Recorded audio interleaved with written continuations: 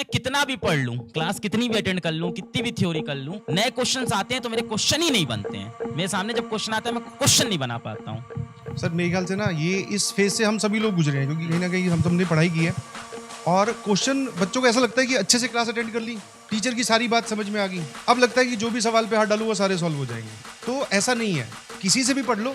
All दो dream team सामने बैठी है, आपने और भी टीचर से पढ़े होगी, किसी से भी पढ़ लो। ऐसा नहीं होगा कि कोई ये क्लेम करे कि मैं पढ़ा दूंगा सारे सवाल सॉल्व हो जाएंगे, कभी नहीं होंगे। सवाल सॉल्व करने का एक टाइम पीरियड है, एक प्रोसेस है जिसको आपको क्लियर करना पड़ेगा। आप अपने भैया दीदी से भी पूछोगे जिन्होंने IIT JEE क्वालिफाई कर रखा है, तो वो आपको ये बताएंगे कि हाँ हो गया, मतलब मैं क्वेश्चन सॉल्व करता मेरे हो गए। बट वो आपको ये कभी नहीं बताएंगे मैं कितनी बार मतलब मैंने पेज फाड़े हैं। ऐसा होता है गुस्सा आया पेज ही फाड़ दिया, बोले हटाओ, तो वो वाली बातें वो नहीं बताएंगे क्योंकि वो झेलनी पड़ती है, उससे जाना पड़ता है। आपको ना सॉल्व होने वाले प्रोसेस को पास करना पड़ेगा। जैसे एक सिंपल सा, हम सब लोगों ने बचपन में साइकिल चलानी सीखी है। You can not point out the time जिससे पहले आपको साइकिल चलानी आती थी और उस पॉइंट के बाद में आपको साइकिल चलानी नहीं आती। ट्रांजिशन आप नहीं फेस कर सकते। तो आपको क्या है, सवालों से लगे रहना पड़ेगा।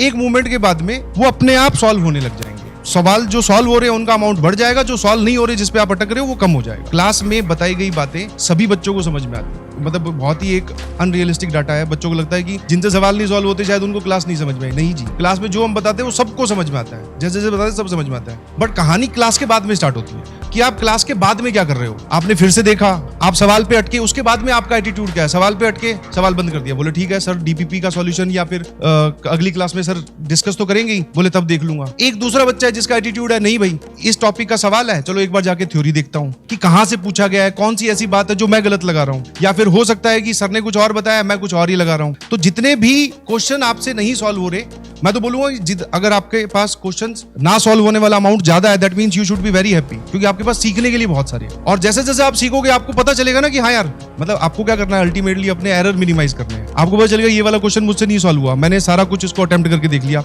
2-3 बार अटेम्प्ट किया। अगले दिन जब क्लास में आए, सर ने एक बात बताई कि यार ऐसे सॉल्व होगा ये। जैसे जो पढ़ते हो वो तो ठीक है, लेकिन आपने वो रातें जागी हैं, आप बैठ के कई बार रोए भी होगे कि यार क्या हो रहा है, समझ नहीं आ रहा कि क्या चल रहा है जिंदगी में।